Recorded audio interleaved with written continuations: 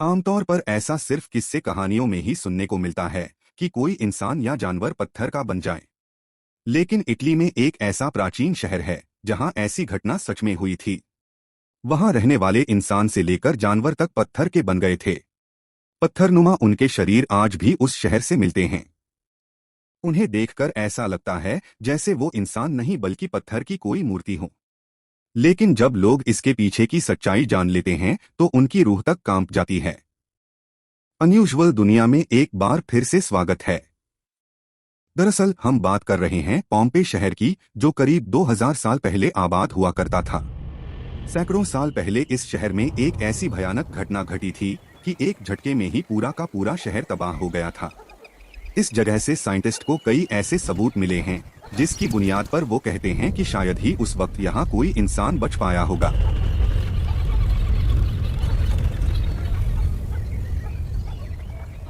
पोम्पे करीब 170 एकड़ में फैला हुआ है।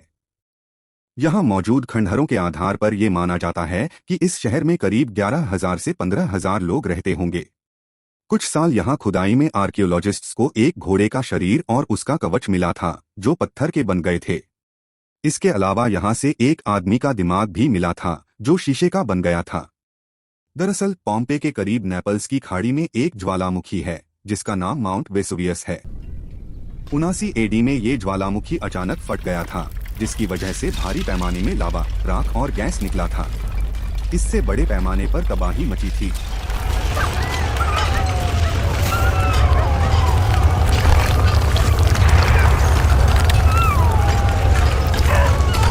पोम्पे में रह रहे लोग जब तक शहर को छोड़कर कहीं भाग पाते तब तक ज्वालामुखी का लावा यहां तक पहुंच चुका था। इसकी वजह से यह इलाका इतना गर्म हो गया था कि लोगों का खून उबलने लगा था और खोपड़ियां फट गई थीं।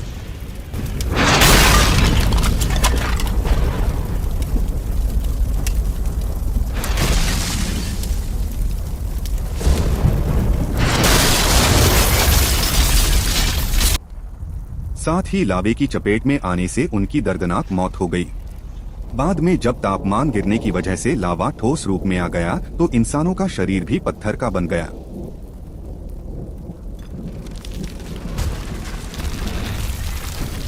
पूरा का पूरा शहर 20 फीट राख की चादर में दफन हो चुका था।